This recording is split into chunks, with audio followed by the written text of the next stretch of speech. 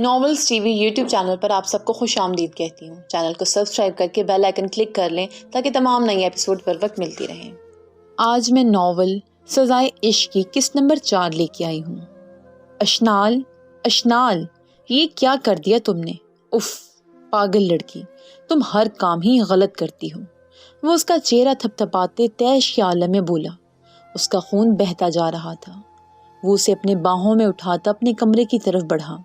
اس نے فوراً ڈاکٹر کو کال کر کے گھر بلایا۔ کچھ ہی دیر میں ڈاکٹر وہاں آ چکا تھا۔ بری طرح سے ایک ہی جگہ پر 2 دفعہ چوٹ لگنے کی وجہ سے یہ بے ہوش ہو گئی ہیں۔ خطرے کی بات نہیں ہے، بینڈیج کر دی گئی ہے، کچھ ہی دیر میں ان کو ہوش آ جائے گا۔ ڈاکٹر نے اسے خون کی ڈرپ لگاتے اذلان کو ہر بات سے آگاہ کیا۔ وہ ہاں میں سر ہلاتا رہ گیا۔ حیدر کاکا نے ڈاکٹر کو باہر گھر تک چھوڑنے کا کام کیا۔ کچھ دیر بعد اسے ہوش آئی تو اپنے پہلو میں بیٹھے انسان کو دیکھ کر کام کر اٹھ گئی۔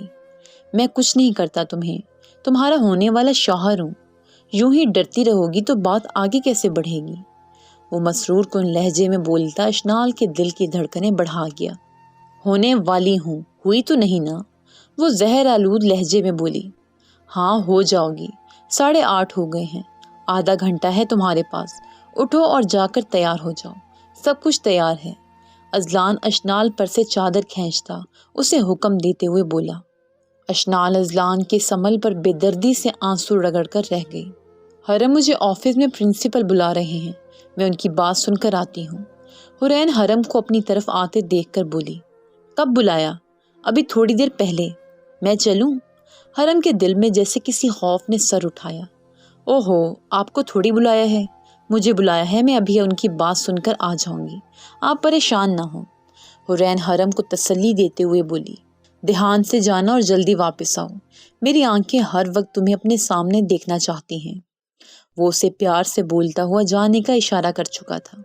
آپ بھی نہ پاگل ہو گئے ہیں، میں آئی بس۔ وہ مسکراتے ہوئے اسے بائے کرتے ہوئے کلاس روم سے باہر کو چلی گئی۔ حرم بس ایک مسکراہٹ اور گال میں ابھرتے ڈمپل کو ہی دیکھ کر رہ گیا۔ حرین کلاس روم سے تھوڑی سی دور ہی پہنچی تھی۔ وہ مسلسل اپنے ہاتھ مسل رہی تھی اور اس کے ہاتھ پسینے سے تر تھے۔ آخر کیا کام تھا پرنسپل کو؟ وہ ہمت کرتے ہوئے کالج کی راہداریوں سے گزر رہی تھی۔ سب اسٹوڈینٹس اپنی اپنی کلاس رومز میں کلاسز اٹینڈ کر رہے تھے۔ کالج اس وقت ایک کھنڈر کی شکل دے رہا تھا۔ وہ نروس سی آرام آرام سے چلتی آفس کی طرف بڑھ رہی تھی جب کوئی اس کے بال کھینچ کر آگے کو بھاگا۔ حرین غصے سے اس لڑکے کے پیچھے بھاگی۔ بھاگتے بھاگتے وہ کالج کے بیک گراؤنڈ ایریا میں آ گئی تھی۔ یہ ایک جنگل تھا باٹنسٹ کا۔ وہ یہاں اکثر مختلف پودوں پر ریسرچ کرنے کے لیے آتے تھے۔ جب وہ جنگل میں پہنچی تو اس کا سانس پھولا۔ وہاں شدید گرمی تھی اور جس تعقب کار کے پیچھے وہ آئی تھی وہ بھی ایسے غائب ہوا جیسے زمین کھا گئی ہو یا آسمان نکل گیا ہو۔ وہ نہ سمجھی سے پیچھے کو قدم لینے لگی جب کسی نے فوراً اس کی آنکھوں پر کالا کپڑا ڈال دیا۔ اس نے خود کو آزاد کروانے کے لیے کافی ہاتھ پاؤں مارے لیکن بے سود۔ مجھے چھوڑو، کون ہو تم؟ وہ اس کپڑے سے چلاتے ہوئے بولی۔ آواز بند رکھو ورنہ تمہیں یہیں زمین میں گاڑ دوں گی۔ ایک لڑکی کی آواز حرین کے کانوں سے ٹکرائی۔ حرین کا سانس اوپر کا اوپر اور نیچے کا نیچے اٹک گیا۔ دھوپ کو کالے کپڑے نے اپنے اندر جذب کیا۔ حرین کو اپنی ٹانگوں سے جان نکلتی محسوس ہوئی۔ وہ وہیں بے ہوش ہو گئی۔ جو چیز کسی کو مقدار میں زیادہ دی جائے وہ ضائع ہی ہوتی ہے، چاہے وہ توجہ ہو، احساس ہو یا پھر محبت۔ اس نے ہاتھوں پر دباؤ ڈال کر اٹھنا چاہا پر بے سود۔ اس کا سر شدید درد کر رہا تھا۔ سارے مسئلے میری ہی زندگی میں کیوں ہیں اللہ جی؟ کون ہے یہ اذلان شہید خان؟ کیوں لایا ہے مجھے یہاں؟ کیوں نکاح کرنا چاہتا ہے میرے ساتھ؟ وہ خود سے بڑبڑاتی سر ہاتھوں میں گرا کر بیٹھ گئی۔ اذلان دروازے کے پار کھڑا اس کی باتیں اور اس کے عمل بخوبی نوٹ کر رہا تھا۔ وہ تیش کے عالم میں اٹھی پر اس کا سر چکرایا۔ اس سے پہلے وہ زمین بوس ہوتی کسی نے مضبوطی سے اس کی کلائی پکڑ لی۔ اب اشنال کا منہ زمین کی طرف تھا۔ وہ زمین کو گھورتے ہوئے پیچھے کو نظریں گھما کر دیکھنے لگی۔ وہ اتنی کمزور ہو گئی تھی کہ اسے مڑ کر کھڑا بھی نہیں ہوا جا رہا تھا۔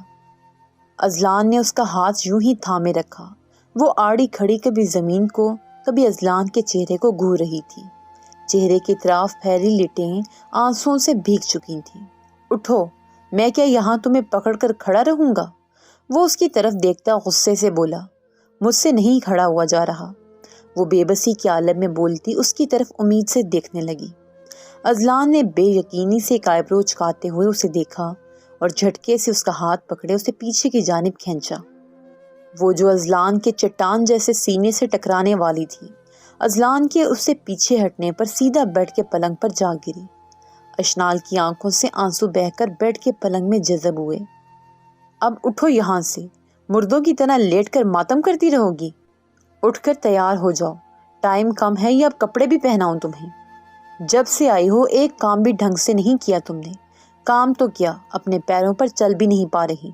وہ اپنے مخصوص زہر آلود لہجے میں بولتا اشنال کی آنکھیں پانی سے تر کرتا جا رہا تھا۔ وہ کھڑکی سے باہر شیشے سے کالی رات کو گھور رہا تھا۔ نظریں اشنال پر ہرگز نہیں پہنچنا چاہتا تھا۔ بے حس انسان۔ وہ اٹھ کر اپنی آنکھیں بے دردی سے مسلتے، کپڑے اٹھا کر پیر پٹکتی واش روم میں چلی گئی۔ وقت بہت کم ہے، جلدی باہر آنا۔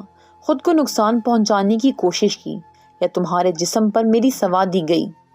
کسی بھی خروش کا نشان مجھے نظر آیا تو اپنے بابا کا جنازہ پڑھنے کے لیے تیار رہنا۔ جب اشنال کو 10 منٹ واش روم میں ہو گئے تو اذلان واش روم کے دروازے کے باہر کھڑے آرام سے اشنال کو سمجھاتے ہوئے بولا۔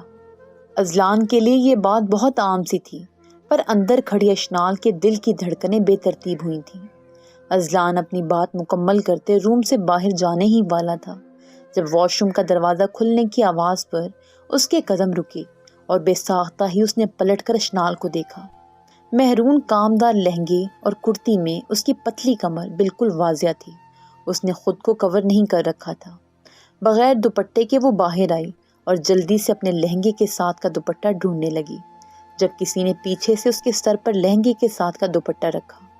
اس نے دوپٹے کو تھاما اور آنکھیں اٹھا کر دیکھا، جب سامنے ڈریسنگ ٹیبل کے شیشے پر اسے اپنے پیچھے کھڑے اذلان کا عکس نظر آیا۔ اشنال نے سمجھ آنے سے پہلے اذلان کے پیٹ میں کوہنی دے ماری۔ اذلان جو شیشے میں اسے ہی دیکھ رہا تھا، اس کے اس حملے پر فوراً اس سے دور ہٹا۔ آئی لائک اٹ، اذلان نے سائڈ اسمائل پاس کرتے ہوئے دھیمی آواز میں کہا۔ جب سے اشنال یہاں آئی تھی اس وقت سے اب تک اذلان پہلی بار مسکرایا تھا۔ تیار ہو جاؤ، 15 منٹ رہ گئے ہیں۔ میں ہو گئی ہوں تیار۔ ایسے ہوگی تیار؟ اذلان شہیر خان کا نکاح ہے، جنازہ نہیں، جو اس کی دلہن اپنے گلاب کی پتیوں جیسے ہونٹ لال لپسٹک سے رنگین نہ کرے۔ وہ ڈریسنگ ٹیبل کے دراز سے ایک لال رنگ کی لپسٹک اس کی طرف اچھالتے ہوئے بولا، جو اشنال نے پکڑی نہیں، اور وہ لپسٹک اشنال کے قدموں میں جا گری۔ اذلان غصے سے اس کی طرف بڑھا اور اس کا منہ دبوچا۔ تم نرمی کے لائق ہی نہیں ہو، کیا چاہتی ہو، خود لگاؤں کیا؟ اذلان اشنال کی آنکھوں میں دیکھتا ایک ایک لفظ چبا کر بولتے ہوئے اشنال کی آنکھ نم کر گیا۔ نہیں، میں لگا لوں گی، وہ بمشکل بول پائی۔ یہی تمہارے لیے بہتر ہے۔ وہ اس کا منہ زور سے جھٹکتے روم سے باہر کو قدم بڑھا گیا۔ اتنا وقت ہو گیا ہے، کہاں رہ گئی حورین؟ جب کالج سے چھٹی کا ٹائم ہونے کو آیا تو حرم کی پریشانی عروج پر پہنچ گئی۔ اذہان، حورین کو دیکھا ہے؟ وہ کلاس سے باہر جاتے دروازے پر کھڑے اذہان سے پوچھنے لگا۔ نہیں، میں نے تو اسے نہیں دیکھا۔ میں نے تو مرہا کو بھی نہیں دیکھا۔ تمہیں پتا ہے کہ وہ کہاں ہے؟ تمہیں ہر وقت مرہا کی پڑی رہتی ہے، ہوگی یہیں کہیں آس پاس، اس کا کوئی کچھ نہیں بگاڑ سکتا، پر میری حورین بہت معصوم ہے۔ حرم بیزاری اور پریشانی کے ملے جلے تاثرات میں بولتا ادھر ادھر دیکھنے لگا، جب اس کے ذہن میں ایک دم جھماکا سا ہوا۔ مرہا کہاں ہے؟ اس نے کچھ سوچتے ہوئے اذہان سے سوال پوچھا۔ سیم آنسر جو ابھی تم نے مجھے دیا، مجھے کیا پتا کہاں ہے؟ اذہان گندھے اچکاتے ہوئے بولا۔ ایک منٹ، تو کیا کہنا چاہ رہا ہے؟ اذہان حرم کو بے یقینی سے دیکھنے لگا۔ وہی جو تو سمجھ رہا ہے، میں پرنسپل کے آفس سے بھی ہو آیا ہوں۔ پرنسپل نے کسی حورین نامی اسٹوڈنٹ کو نہیں بلایا، اور جب بلایا ہی نہیں تو حورین آفس پہنچی بھی نہیں۔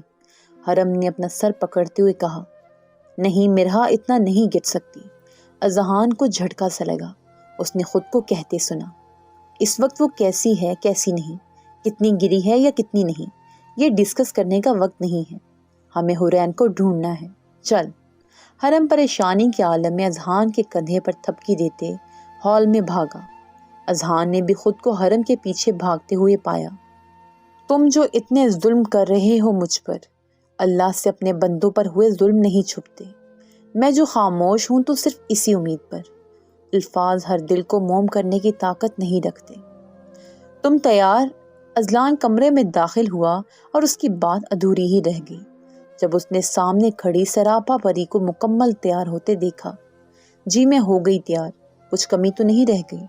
وہ اپنا لہنگا سنبھالتے اذلان سے پوچھنے لگی۔ اذلان پل کو اس پر سے آنکھیں نہ ہٹا سکا۔ چلو دیر ہو رہی ہے۔ ہاں چلیں۔ اشنال اپنا لہنگا سنبھالتے اذلان کو آگے جانے کا اشارہ کر کے چلنے لگی۔ اذلان حیرت سے اشنال کے بدلتے انداز کو دیکھنے لگا۔ جب باہر ہال میں وہ دونوں پہنچے تو وہاں کچھ لوگ یوں ٹھاٹے مارے بیٹھے تھے جیسے اس شادی کی تیاری کئی مہینوں سے چل رہی ہو۔ اشنال کی جب مولوی پر نظر پڑی، اسے نہ چاہتے ہوئے بھی اپنی پہلی محبت بہت بے رحمی سے یاد آئی۔ اشنال نے درد سے اپنی آنکھیں بند کر لی۔ کیا ہوا؟ اذلان نے اشنال کو یوں کھڑے دیکھا تو پوچھے بنا رہ نہ سکا۔ کچھ نہیں، کچھ ہونا بھی نہیں چاہیے، ورنہ جو میں کروں گا وہ تم دیکھ نہیں پاؤ گی۔ اذلان اس کے کان کی لو کے قریب جھکتے سرگوشی نما آواز میں بولا۔ اشنال نے اپنے دل پر ہاتھ رکھا۔ میں تیار ہوں، اشنال نے لڑکھڑاتے ہوئے لہجے میں کہا۔ نکاح کی تقریب شروع ہو چکی تھی۔ اذلان اشنال کو قبول کر چکا تھا اور اب اشنال کی باری تھی۔ اشنال کو اپنا سانس بند ہوتا محسوس ہوا۔ کیا آپ کو اذلان شہیر خان ولد شہیر خان، سکہ رائج الوقت 5 لاکھ حق مہر، کیا آپ کو یہ نکاح قبول ہے؟ اشنال ایک لمحے کو کچھ کہہ نہ پائی۔ کیا آپ کو یہ نکاح قبول ہے؟ ایک بار دوبارہ پوچھا گیا۔ اشنال کو اپنا سر چکراتا ہوا محسوس ہوا۔ اذلان نے غصے سے مٹھیاں بھینچی۔ یہاں کوئی تماشا نہیں، ورنہ تم جانتی ہو کہ میں کیا کر سکتا ہوں۔ جب اشنال کی طرف سے خاموشی ملی تو اذلان اس کے کان کی جانب جھکتے ہوئے بولا۔ اشنال اس کی آواز پر جھٹکے سے ہوش میں آئی۔ کیا آپ کو اذلان شہیر خان کے ساتھ نکاح قبول ہے؟ اشنال کے کانوں میں مولوی کی آواز گونجی۔ قبول ہے۔ ایک آنسو ٹوٹ کر آنکھوں سے گرا۔ اشنال کو اپنی پہلی محبت کی اذیت سے رہائی مل گئی اور ایک بے حس شخص اس کا محرم بن گیا۔ اشنال کو نکاح نامے پر دستخط کرتے اپنے ہاتھ اپنے جسم سے بھاری محسوس ہوا۔ اس نے کانپتے ہاتھوں سے دستخط کیے۔ اذلان صرف اسے دیکھتا ہی رہ گیا۔ سب دلہے کے گلے ملے، ان کی بہترین زندگی کی دعا کی، اور اشنال وہاں پتھر ہوئی بیٹھی تھی۔ اسے سمجھ ہی نہیں آ رہی تھی کہ اس کے ساتھ ایک ہی دن میں کیا ہو گیا۔ وہ جو کچھ دیر پہلے اپنی زندگی کی خود مالک تھی، اب وہ خود کو کسی اور کے حوالے کر چکی تھی۔ اس کا دل بند ہوتا جا رہا تھا۔ وہ وہیں بت بینی بیٹھی رہی۔ وہ شخص جو میری روح میں شامل ہے، اس کے بغیر میرے دن نہیں ڈھلتے۔ میں اسے گنوا دوں تو مجھے کیا حاصل ہے؟ اسے پانا میرا مقصد، وہ نہ ملا تو ملے موت مجھے تڑپ۔ جب حرین کو ڈھونڈتے ہوئے حرم کو مایوسی ہونے لگی تو وہ اپنا سر دونوں ہاتھوں میں گرائے گراؤنڈ میں گرنے کے سے انداز میں بیٹھ گیا۔ اٹھو یار، کیا ہو گیا ہے؟ ڈھونڈ لیں گے ہم اسے، یوں ہمت نہ ہارو۔ اذہان کو حرم کی حالت دیکھ کر بے حد ترس آیا۔ وہ اسے دلاسا دیتے ہوئے وہ بولا، وہ میرے جسم میں روح کی نسبت شامل ہے۔ اگر وہ مجھ سے کھو گئی تو میں اس کے بغیر ایک سانس نہیں لے پاؤں گا۔ وہ زمین کو گھورتے بے بسی سے بولتا اپنی آنکھوں کی نمی صاف کرنے لگا۔ اذہان کو پہلی بار حرم پر حیرت ہوئی، کیونکہ اس نے حرم کو پہلی مرتبہ روتے دیکھا تھا، وہ بھی ایک لڑکی کے لیے۔ مدھم سانسیں بند ہوتی آنکھیں، ہم جو جان لیتے تم سے عشق کا انجان، تو تمہیں بے وفائی سے نوازتے۔ اگر پتہ ہوتا تمہارا عشق اسیر زدہ ہے، خود نہ تڑپتے تا عمر تمہیں تڑپاتے۔ حرین کی سردی سے پسلیاں جب آپس میں ٹکرا کر بل کھانے لگیں تو اسے ہوش آئی۔ اس نے جب آنکھیں کھول کر دیکھا تو اس کے آس پاس خون کی بوتلیں پڑی تھیں۔ وہ کوئی بلڈ بینک لگتا تھا، لیکن وہ کسی کمرے میں نہیں تھی، اسے فریزر میں چھپایا گیا تھا۔ اس نے فریزر کے دروازے کو دھکا دے کر کھولنے کی کوشش کی مگر بے سود۔ اب تو اسے سانس بھی نہیں آ رہا تھا خون کی بدبو سے۔ مجھے باہر نکالو، وہ لڑکھڑاتے ہوئے لہجے میں بولی۔ وہ زور زور سے فریزر کے دروازے کو ہاتھ مار کر کھولنے کی کوشش کرتی رہی۔ محبت محبت ہے، محبت میں یوں دل توڑا نہیں کرتے، مرد ہو یا عورت، دونوں طرف ہی سینے میں دل رکھتے ہیں، ایک کی بے وفائی کا معصوم دلوں سے بدلہ لیا نہیں کرتے۔ وہ کمرے میں بیڈ پر لہنگا پھیلائے بیٹھی مسلسل رو رہی تھی۔ اذلان اب تک کمرے میں نہیں آیا تھا۔ وہ باہر لان میں بیٹھا منہ میں سگار دبائے آسمان میں چاند تاروں کو گھور رہا تھا۔ لو ہو گیا اذلان شہیر خان آج کسی اور کا، کر دی میں نے بھی آج تم سے بے وفائی۔ تم تو کب کی کسی کی باہوں میں سما چکی ہو، آج میری باہوں میں بھی کوئی سمائے گی، لیکن افسوس وہ تم نہیں ہوگی۔ اذلان بے خودی کے عالم میں خود سے مخاطب تھا۔ آج اذلان شہیر خان نے اپنی پہلی محبت پر فاتحہ پڑھ دی۔ دفنا دیا تمہیں، مر گئی محبت۔ اذلان نے سگار گھاس سزا فرش پر پھینکی اور اپنے پیروں کی پش سے مسل کر سگار کے اوپر سے جلتے ہوئے اپنے کمرے کا راستہ لیا۔ اشنال جو کب سے رو رو کر اپنا چہرہ سرخ کر چکی تھی، اذلان کے کمرے میں آتے ہی فوراً آنسو صاف کرنے لگی۔ مجھے پتا ہے تم رو رہی ہو، مجھ سے آنسو چھپانے کا کوئی فائدہ نہیں، بلکہ میں تو کہوں گا تمہارے لیے میرا کندھا حاضر ہے، جی بھر کر رو لو جتنا رونا ہے، کیونکہ آج کے بعد میں تمہاری آنکھوں میں ایک آنسو برداشت نہیں کروں گا۔ اذلان اشنال کے پاس بیٹھتے اپنا کندھا اس کی جانب کرتے ہوئے بولا۔ اشنال نے اچھمبی نظروں سے اسے دیکھا۔ مجھے کسی کندھے کی ضرورت نہیں، لیکن مجھے تمہاری ضرورت ہے، مجھے کسی کی ضرورت نہیں گا۔ تمہیں میری طلب تو میں لگا کر رہوں گا، تم کچھ نہیں کر سکتے اذلان شہیر خان۔ اذلان شہیر خان سب کچھ کر سکتا ہے۔ اذلان شہیر خان صرف زور زبردستی ہی کر سکتا ہے۔ زور زبردستی تو ابھی کی ہی نہیں، وہ تو اب ہوگی۔ اذلان اشنال کو بازو سے دبوچ کر اپنے قریب کرتے ہوئے بولا، آپ نے نکاح تو کر لے زبردستی، لیکن خود کو چھونے نہیں دوں گی۔ اشنال ڈرے سہمے لہجے میں بولتی، آخر میں خود کو سنبھالتے ہوئے پر اعتماد لہجے میں بولنے لگی، یہ تو ابھی پتہ چل جائے گا، بائی دا وے میں تمہیں چھو چکا ہوں اب تو۔ اذلان نے اپنے ہاتھ کی طرف آنکھوں سے اشارہ کیا جس میں اشنال کا بازو قید تھا۔ مجھے چھوڑ دیں، وہ نم آواز میں بولی۔ اذلان نے اشنال کی کمر پر گرفت سخت اور اسے اپنے سینے میں چھپایا۔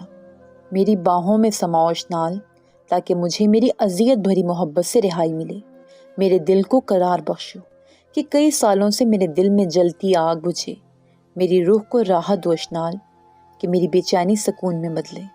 وہ بھاری گمبھیر آواز میں بولتا اشنال کو مدہوش کرتا جا رہا تھا۔ اس نے اشنال کا چہرہ اپنے ہاتھوں کے پیالے میں بھرا۔ اشنال کی بند آنکھوں میں خشک آنسو دیکھ کر اذلان اس کی آنکھوں کی طرف جھکا اور اپنے ہونٹوں سے اس کے آنسو چن گیا۔ اب اذلان نے اشنال کے دونوں گالوں پر بوسہ دیا اور اب وہ اس کے ہونٹوں کی طرف جھکنے لگا۔ تم بہت حسین ہو اور ایک حسین عورت مرد کو بہکا دیتی ہے۔ تم نے اذلان شہیر خان کو بھی بہکا دیا۔ وہ بالکل اشنال کے لبوں کے قریب جھکتے ہوئے پراسرار لہجے میں بولا۔ اذلان کی آواز سنتے ہی اشنال ہوش میں آئی اور اذلان کے سینے پر زور ڈالتے اس نے اذلان کو خود سے دور کیا۔ او، تو ادھر تھکا ہارا عاشق اپنے محبوبہ کو ہار جانے کے غم میں نڈھال بیٹھا ہے۔ حرم کے آنسو جب کالج گراؤنڈ کا سفید ٹائلوں والا فرش بھگونے لگے تو اس نے کسی نسوانی آواز پر سر اٹھا کر دیکھا اور دیکھتے ہی وہ اس وجوز کی طرف بڑھا۔ کہاں ہے حورین؟ کہاں رکھا ہے تم نے اسے؟ میں تمہیں بتا رہا ہوں، اگر اسے ایک خروش بھی آئی نا تو تمہاری زندگی عذاب کر دوں گا۔ وہ تیش کے عالم میں مرہا پر دھاڑا۔ وہ اپنا آپا کھوتا جا رہا تھا، لیکن اذہان نے پیچھے سے آ کر فوراً حرم کو پکڑ لیا۔ ریلیکس یار، تم تو مجنوں بن گئے ہو اس سو کالڈ چیپ لڑکی کے پیچھے۔ مرہا کندھے اچکاتے ہوئے پر اطمینان لہجے میں بولنے لگی۔ خبردار، حرم کا ہاتھ اٹھا لیکن ہوا میں ہی لہرا کر رہ گیا۔ خبردار، اگر تم نے اس کے بارے میں ایک لفظ بھی غلط بولا تو تمہیں بولنے کے قابل نہیں چھوڑوں گا۔ حرم سرخ انگارہ آنکھیں لیے شہادت کی انگلی سے اسے وارن کرتے ہوئے بولا۔ مرہا ایک دم کام کر رہ گئی۔ کہاں ہے حورین؟ شرافت سے بتا دو ورنہ تمہیں وہاں ماروں گا، تمہیں پانی تک نصیب نہیں ہوگا۔ حرم غصے سے دھاڑا۔ مرہا کو اپنے قدموں سے جان نکلتی محسوس ہوئی۔ حرم جذباتی تھا پر مرہا نے حرم کو آج تک اتنے غصے میں نہیں دیکھا تھا۔ میری ایک شرط ہے، مرہا بمشکل کہہ پائی۔ تمہیں اس وقت شرطوں کی پڑی ہے؟ حرم مرہا کی گردن دبوچے غصے سے بولا۔ حرم یار پلیز اسے چھوڑ دے، اگر اس وقت اسے کچھ ہو گیا تو ہم حورین کو نہیں ڈھونڈ پائیں گے۔ اذہان حرم کے کندھے پر ہاتھ رکھتے پریشانی کے عالم میں بولا۔ حرم اس کی بات سے متفق ہوتا مرہا کو جھٹکے سے اپنی گرفت سے رہائی دے گیا۔ کیا شرط ہے؟ مجھے سب منظور ہے، بس حورین کا پتہ بتا دو۔ حرم کا لہجہ پہلے سے دھیما پڑ چکا تھا۔